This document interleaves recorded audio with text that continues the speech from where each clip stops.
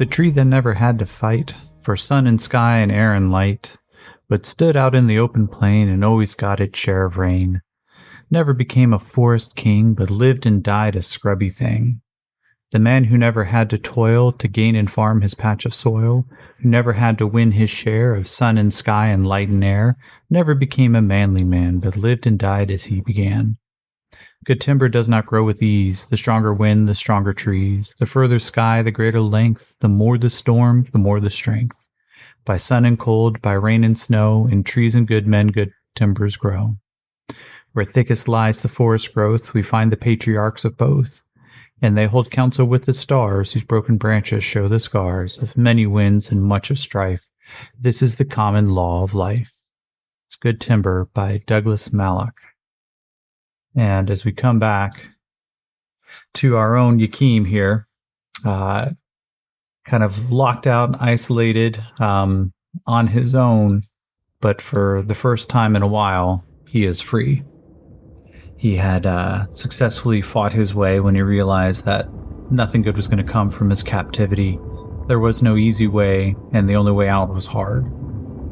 He fought after stealing a suit of power armor and grabbing one of the plasma axes that the Kitani kind of carelessly left lying around. He started chopping his way through as many people as stood in his way as possible.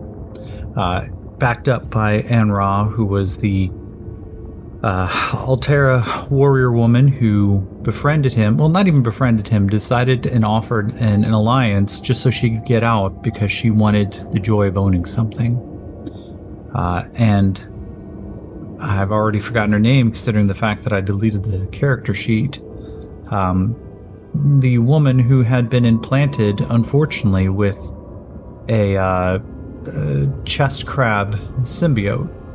However, it did her very little good, as pretty quickly on, in the fight, she drew sword, rushed at, and then Talia, the Kitani mad scientist who was holding and experimenting on him, on Yakim, drew and fired point blank. Inter, that was her name. I-N-T-E-R.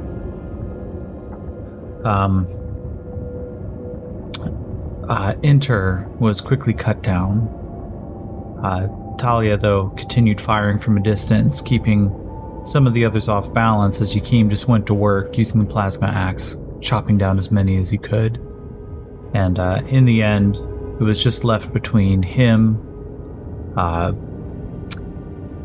Between him, An-Ra, and one other warrior woman named Mat, or Mate. I guess it doesn't really matter because Talia, in an act of petty vengeance, managed to detonate, because of a really bad fade roll, the nuclear power plant built into the suit of power armor that Yakim had abandoned because it had pretty badly damaged. And as they all tried to escape, the two Alterran warrior women and Yakim, the turret that was placed up above the ramp began to fire. Yakim just blasted right past it, juicers being the fast folks that they are, but the two Alterra warrior women were pinned down and embraced as the entire base went up in an underground nuclear explosion. Yakim got to the surface just in time to watch a massive divot in the earth swallow itself. The steam from the explosion caused the river to rush in and steam itself up almost immediately. But Yakim, now out there in somewhere in Middle America, no armor, his only weapon, this plasma axe with a few shots left in it, but otherwise he is entirely on his own. So, as we return, Yakim stands up after laying in the grass watching the stars for a moment. Kind of shakes his eyes, like, no, I could sleep here for hours. Oh, fuck me. And with that, he just kind of closes his eyes and lets himself drift. So, we will go to a scene alteration right off the bat. Let's see. Chaos rank of 5. Considering how well he did in that fight, excuse me. Yay, Mupin. Considering how well he did in the fight, the Chaos rank went down. So things are going to become a little bit more 50-50. So let's go to a scene alteration check and see. That is a fine. The scene is altered. What alters it? Let's roll. Event focus. Current context. Okay, well, let's just go right to. Let's try random event. You know, it's like I forgot how to do this. PC negative, judge. Bureaucracy. Judge bureaucracy. He's in the middle of nowhere. How the fuck does a bureaucracy get to him?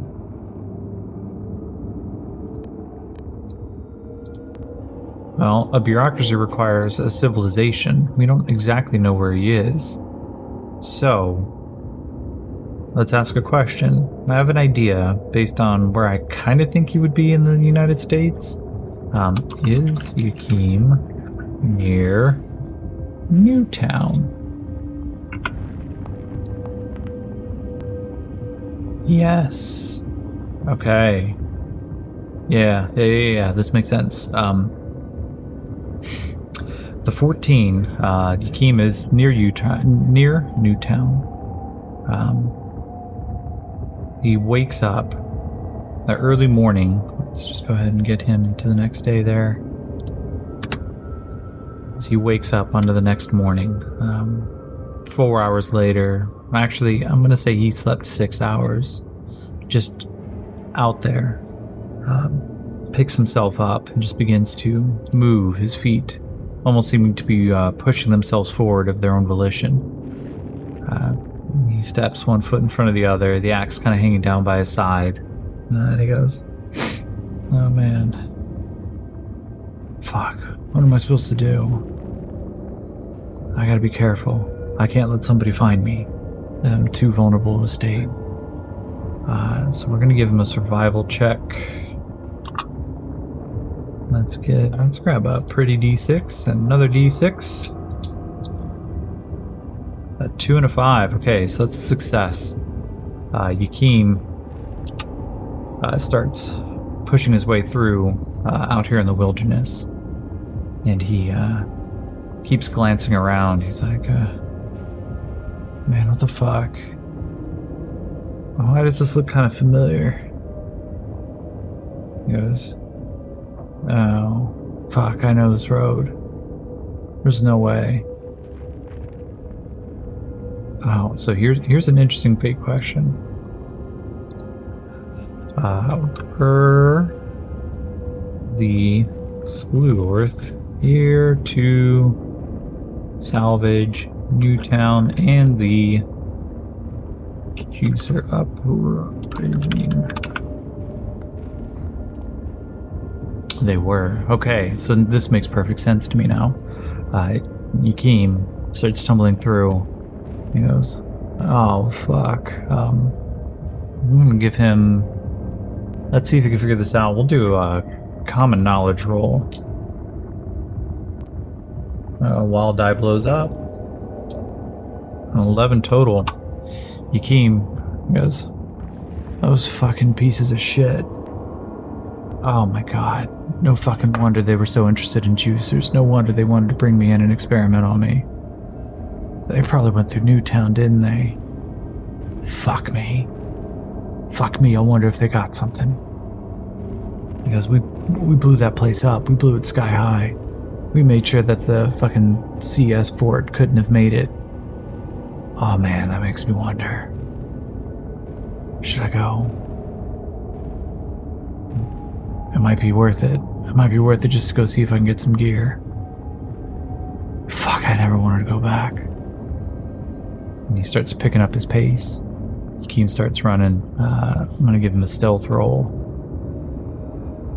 It's a D8 plus 1. Excellent work there. Past me. But no, Yakim's not going to get found so quickly. 8 blows up to a 10. Yakim is a ghost. He starts slipping through these woods very quickly. His feet seem to find the path, even in what could barely be described as cloth shoes are wrapped around his feet, the tattered pants and everything. And he starts making his way directly down a path that he never thought he'd see again. He starts moving his way, and as he gets closer, it probably takes a good, and I'll just roll a die, d6. Takes 5 hours. And puts him at about midday. The sun directly overhead as Yakim begins to come out of the edge of the forest, where he sees the trampled gates and what's left of just a ruined town in front of him. Off in the distance slightly, there is almost the shadow of a thin gray mountain. Divots taken out of it. You can see from here, but he could trace them with his fingers even without looking. Bullet holes in the Great Wall. The Black Fortress that makes up the Coalition States. Most notable fortress out here. And Yakim just takes another step forward and glances down at it from this hilltop. Fuck. I wonder if anybody's set up shop. It's been a year or so, or it's been a few years really. So let's ask a fake question. Has anyone started spotting town's ruins? No. Okay. It is, for the most part, well, it's not at least being occupied by something. That's not to say that people aren't here, but they may be hiding.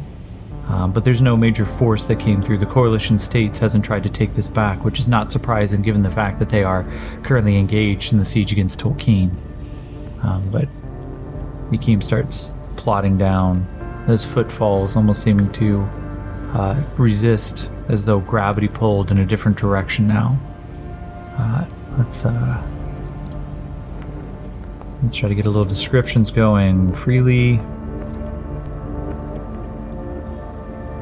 boring.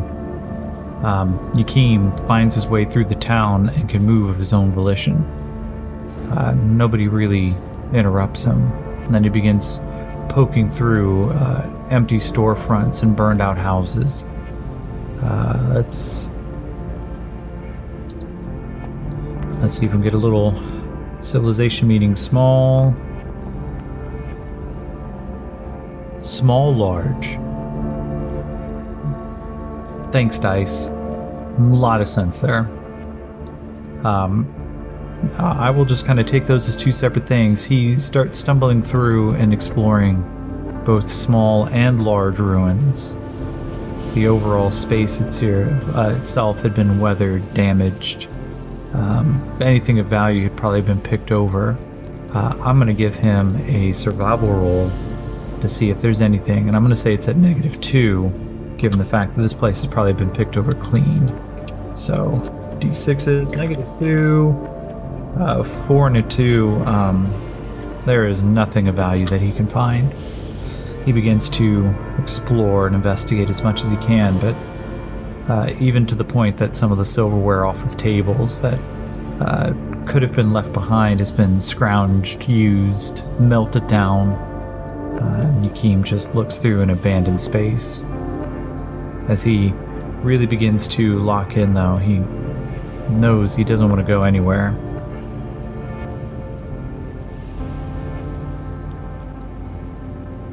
And he steps in. Alright, well, I guess the best thing right now, I gotta find gear. Where the fuck would I find gear? Oh, there was the base and the sewers that we set up in.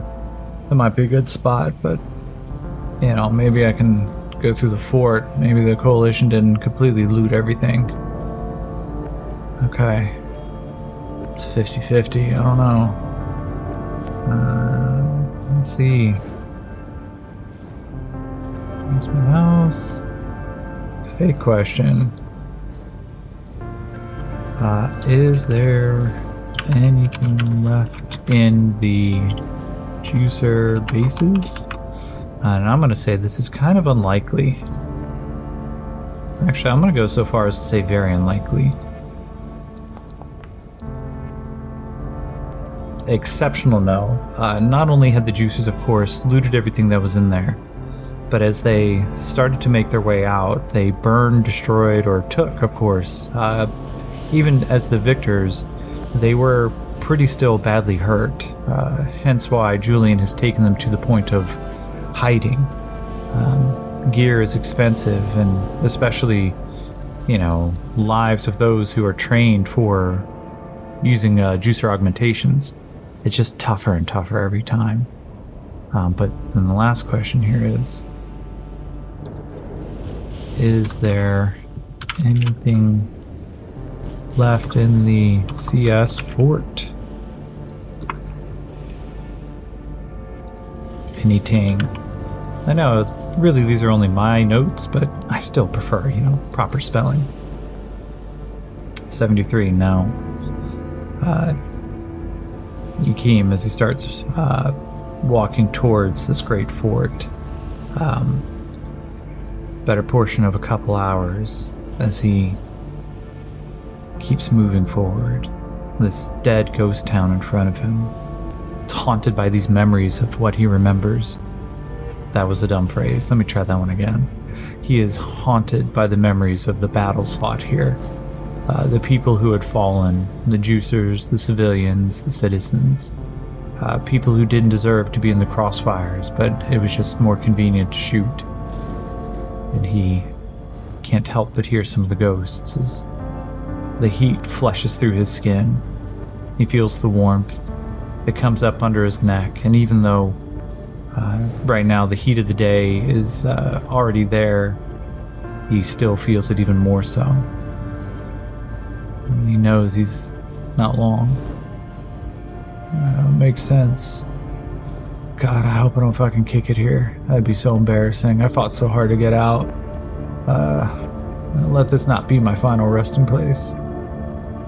And he steps towards the Coalition States Fortress.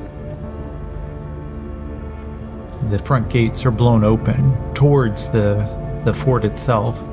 He remembers with a bit of pride as he runs a hand over a badly melted and burned gateway. He goes, yeah, that's right. I fucking did that. That was cool.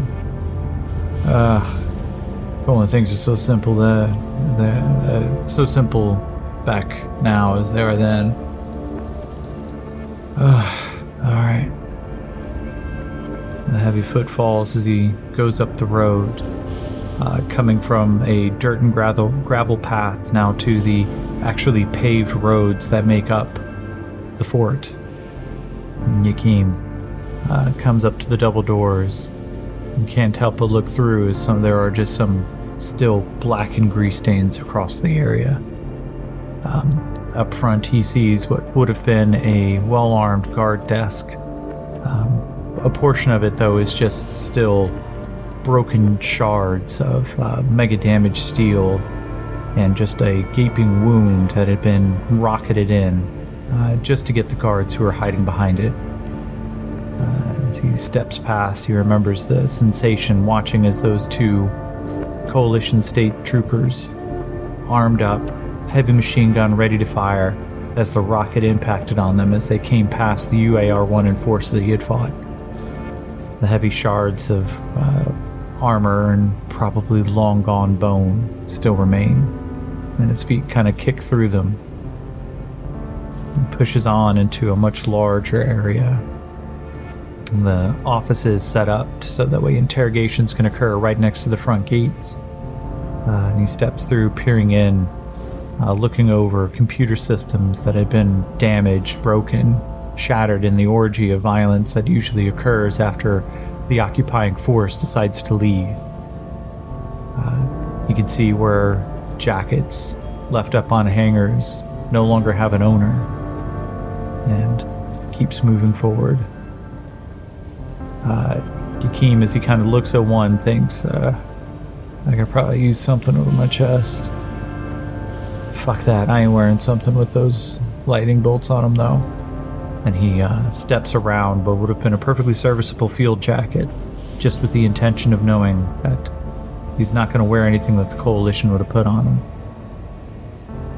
He comes to a long patterned staircase, the blinking light still going on the emergency for the elevator.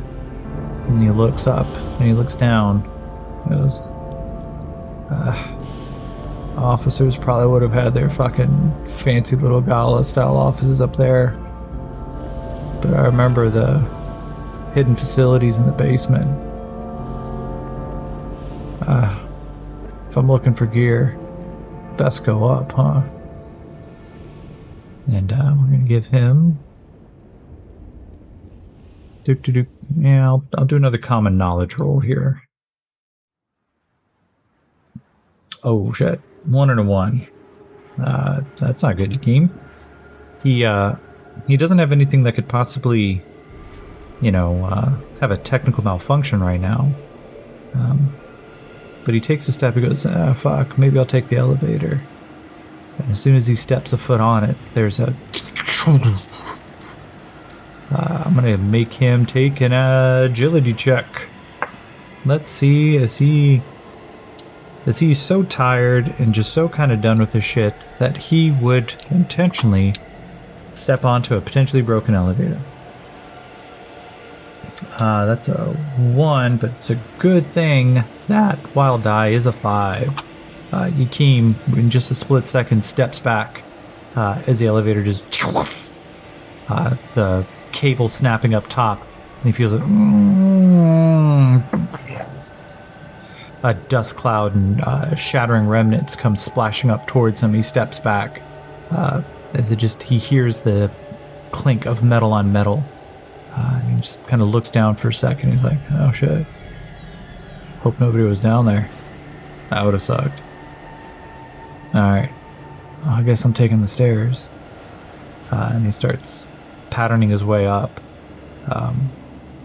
Gets to the very top and just begins looking through. He goes, fuck, man. These guys, they ain't have shit.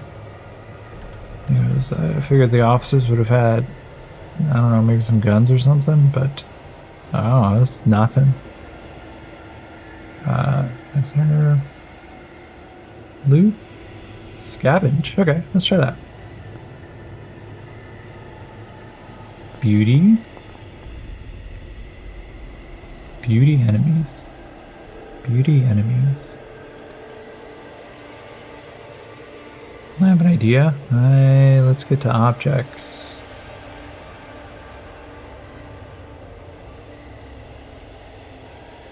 Okay, I love the GME, and especially with the Foundry integration, it's really cool to be able to look up these tables really quickly. But when I was playing with pen and paper, it was easy to mark where certain things were and search for them. I kind of wish there was a search feature built in. Okay, odd prized beauty enemies. So, how I read this, as he starts poking through some of these offices, he starts looking. He goes, what the fuck is that? And he steps in, and right next to a bizarre looking skull, the mandibles on it obviously extended out quite a bit further, places for 3 eyes and a horned head, obviously a trophy of some sort. And he keeps like, I don't think I know that race.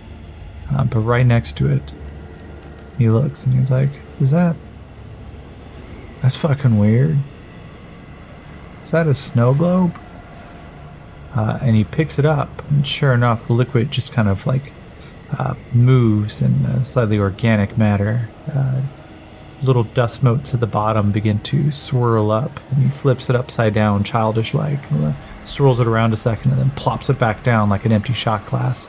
And he watches as these white particles just begin to swirl around. And he goes, hey, as he looks over to the 3-eyed skull, and he goes, Is that yours, man? It's like, it's nice. I could see why you probably hung on to it until these fucknuts came along. God, fucking Coalition. When they can't ruin something by conquest, they ruin it by just making a mockery out of it. Fuckers.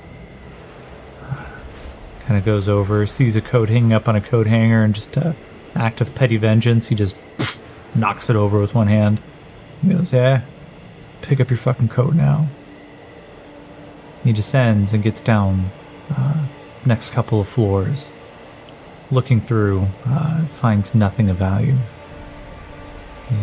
These pieces, what's left, books, even though Yakim barely knows how to read, he still kind of looks through and just, yeah, these guys got nothing.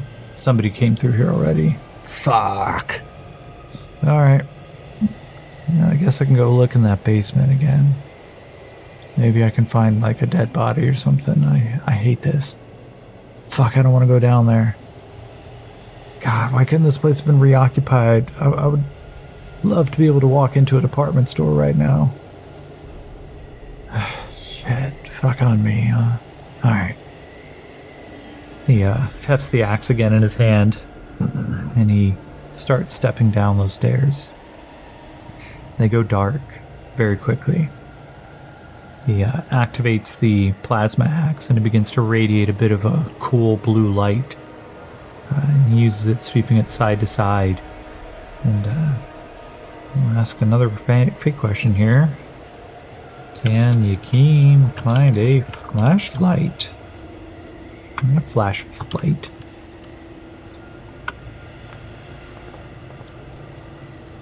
Exceptional, yes. Okay, so he picks up and finds...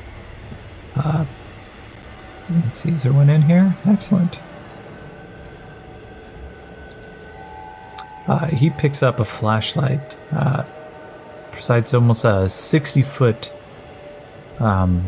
solid beam of light. And as he looks at it, he's like, oh shit. This thing held a charge for a couple years now. Nobody fucking looted it. Awesome. It's about fucking time. Everything's coming up Yakim now. Ha! And he steps down into the dark. As he starts sweeping the flashlight left and right, and starts coming across just still those signs of devastation, busted out walls and everything. I'm going to, given the fact he hasn't found anything, I'm going to call this, he's going into a new scene. I'm going to bump the chaos factor up. Because exploring this basement is very different than exploring the fort above. And so now we're going to see, does he continue down into the basement? Scene proceeds normally. And the light sweeps a solid beam.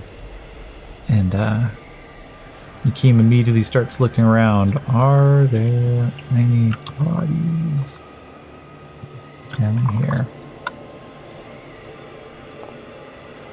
Okay. His eyes quickly alight on some of the troopers who had tried to hold up. He sees a couple of Coalition troopers right next to a juicer. His body still obviously filled with holes as they just pumped shots into him. But he died, at least in this slightly, not mummified, well-decayed form, with his hands wrapped around the neck of a de-helmeted Coalition States trooper. Yakim looks down, kind of wipes his nose just to clear out some of that fetid, rotted smell that's still down here after a couple years, and he just goes, good on you, buddy. Yeah, that's the fucking way to do it. He sweeps his beam left and right, and he just starts wondering. It's like, oh, I wonder... I'm gonna give him a repair roll. For D4 and his D6. He doesn't get any pluses to this. It's a 5, nice. So he gets success on the wild die. He starts cobbling together pieces of armor. I'm going to say it takes him an hour picking over the pieces.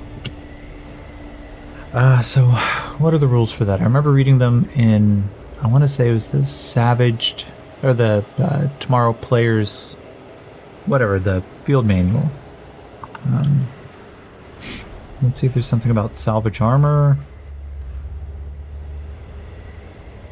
Piecemeal salvaged armor. That's what I'm looking for. Let's take a look at this. Equipment. Properties. I mean, it's better than nothing. Armor of 5, toughness of 1. But you know what? That's exactly what he's going to do.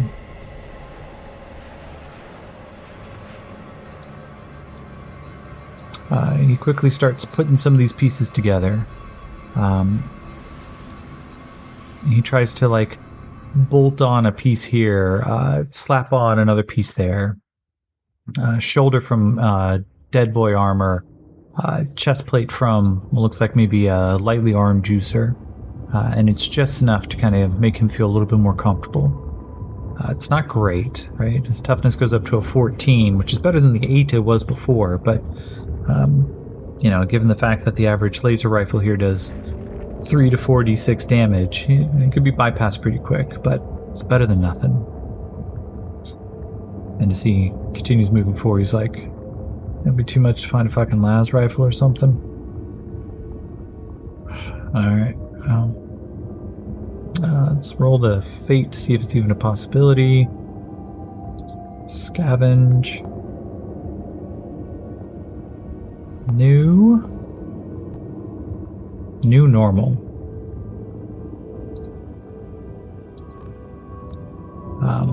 Does Eugene find an untouched coalition laser rifle? Probably should click that as unlikely, but it doesn't matter. No. Nope, not at all. New normal. Okay. New normal. What would be normal?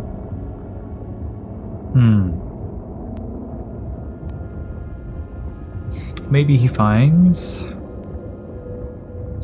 Just kind of go shopping for him.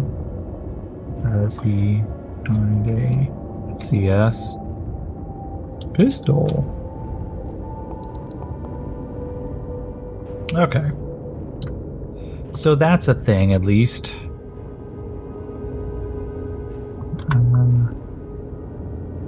A pistol.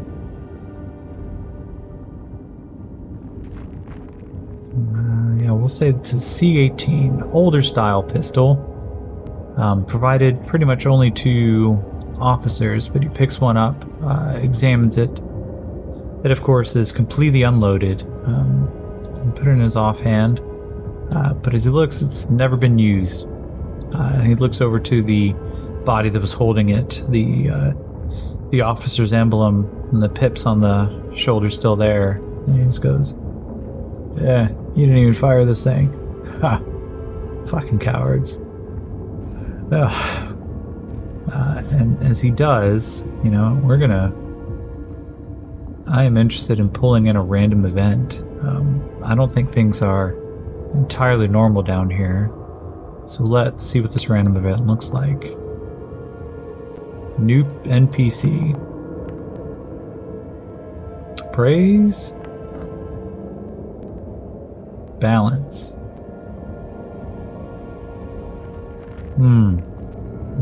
Okay. I may have an NPC already built, just one that I was kind of playing around with. There's the green brother down here. Yes, okay. Yakeem. As he's moving forward, let's give him his notice, which I believe is still a D6. Yep. 4 and a 2, so that's a success. As he's standing up, he hears just the softest footfall. And as he does, his eyes move up. He doesn't give any clue that he's actually heard it. But he spins quickly, and let's look at reaction. What's the initial reaction table?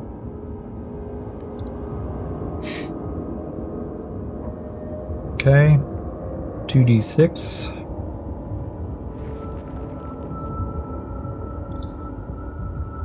We go to a 7. That is neutral.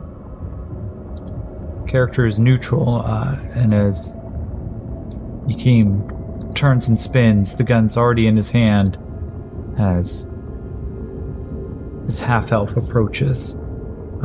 JA-11 juicer long rifle in his hands, pointing it directly at Yakeem. Yakeem realizes that there's a tiny red dot right on his chest. Yakeem looks and he's like, man, I wouldn't do that. I've been having a really bad fucking day. And the guy on the other side of it looks him up and down and goes, I have been seeing you here for a while, and I would say, yes, you are having a very bad day. Can you tell me why the fuck you're down here and why I am seeing you? Yakeem goes, no, you know what, man? I'm not answering any fucking questions. You take that thing off of me first. Fingers begin to twitch slightly. Let's see. You know what? No. As Yakeem and the Green Brother stare each other down, we're going to end there for tonight, but we are going to, let's see here. I'm going to bump the chaos factor up again because I wasn't fully expecting that, even though I did want to throw in a potentially new event. I wasn't fully expecting to bring in the Green Brother just yet. But Yakeem, this newcomer, so he looks him up and down. EBA armor, but the helmet is currently attached to a specialized strap on his back, next to a very large hiker's backpack. Blade hangs at his side, a pistol hangs at the other. Green bandana tied around, but not enough to disguise the fact that he has peaked, pointed ears, and with a kind of angular face. We are talking to, let's take a look at the character artwork, because I was pretty proud of generating this. We're looking at our first real dimensional being NPC that isn't just like a Fenoti or something else. This is human-like. This is almost fantasy-esque. So, as these two stare each other down, we are going to end there tonight. For those who may have joined, I want to say thank you. And I hope you all can join us. You can contribute to the cause, patreon.com/DyingSci. We have a Discord server with a handful of folks, sometimes talking about the episode, sometimes just talking about crazy characters we've created in Rifts before. But as always, I would love to hear from you, so feel free to reach out. And I hope you all have a wonderful night.